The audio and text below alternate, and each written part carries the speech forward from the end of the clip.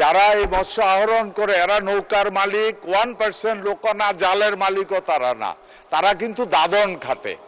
মাননীয় স্পিকার, যে কথাটা বলতে হয় যে খিদার রাজ্যে পৃথিবী গদ্যময়, পূর্ণিমার চাঁদ দেখলেও ঝলসানো রুটি মনে হয়, ঠিক এমনি ক্ষুধার্ত মানুষ, অভাবী মানুষ এই মৎস্যজীবীরা।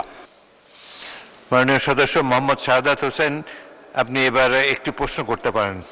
ধন্যবাদ মাননীয় স্পিকার, আপনার মাধ্যমে মাননীয় মন্ত্রী মহোদয়কে ধন্যবাদ জানাচ্ছি। কৃষকদের বা বিশেষ করে যারা জেলে আছেন তাদেরকে মানবিক সহায়তা করার জন্য মানবিক সহায়তার কার্যক্রমটা আরও জোরদার করা দরকার। বিশেষ করে জুনের পর থেকে আর কোনো মানবিক সহায়তা করা হবে না বলে আমরা জানতে পেরেছি, এটা যেন চালু থাকে। আর মাননীয় স্পিকার, বিশেষ করে চাঁদপুর, বরিশাল, ভোলা, রামগতি এই ইলিশের অভয়ারণ্যকে রক্ষা করার জন্য কোস্টগার্ডকে চট্টগ্রাম থেকে আসতে হয়, সেখানে অনেক সময় নষ্ট হয়। কিন্তু ভোলা থেকে যদি কোস্টগার্ড এই চাঁদপুর, বরিশাল, ভোলা এবং রামগতিতে তারা নজরদারি করে এবং এই ব্যাপারে যদি মাননীয় মন্ত্রী যথাযথ পদক্ষেপ নেয়, তাহলে আমার মনে হয় যেসব অসাধু জেলেরা ঝাটকা নিধনের জন্য এই নিয়োজিত, কোস্টগার্ড খুব দ্রুততার সাথে তাদেরকে আপনার প্রতিহত করতে পারবে। ধন্যবাদ মাননীয় স্পিকার। মাননীয় মন্ত্রী, মৎস্য ও পানি সম্পদ মন্ত্রণালয়, প্রাণী সম্পদ। জি, ধন্যবাদ মাননীয় স্পিকার।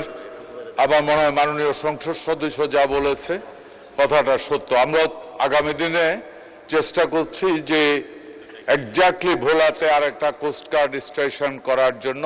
আমাদের সরকারের মূল উদ্দেশ্য ঝাটকা নিধন বন্ধ করা।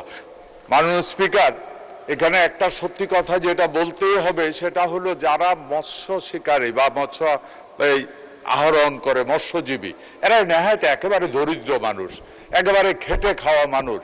মাননীয় স্পিকার, যে কথাটা বলতে হয় যে খিদার রাজ্যে পৃথিবী গদ্যময়, পূর্ণিমার চাঁদ দেখলেও ঝলসানো রুটি মনে হয়, ঠিক এমনি ক্ষুধার্ত মানুষ, অভাবী মানুষ এই মৎস্যজীবীরা।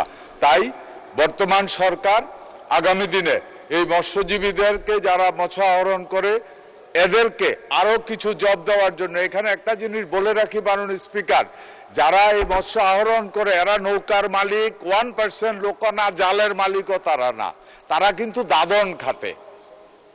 এখানে মূল কথাটা, দাদনদারদের অর্ডারে তখন তাদেরকে মুভ করতে হয়। তাই সরকার সিদ্ধান্ত নিয়েছে তারা যেন দাদনদারের কাছে তারা যেন বাধ্য না হয়, এই কারণে তাদেরকে 12 মাস উপার্জনের জন্য আমরা কৃষি মন্ত্রণালয় বা মৎস্য মন্ত্রণালয়ের পক্ষ থেকে আমরা কিছু প্রকল্প নিচ্ছি, বিশেষ করে গরু ছাগল লালন পালন করা। এতে করে যখন এই মাছ আহরণ বন্ধ থাকবে তখন যেন তারা কারোর উপরে নির্ভরশীল না হয়। আমরা আশা করি এই বছরে অনেকটা কন্ট্রোল হয়েছে, আমরা ওনার কথায় একমত।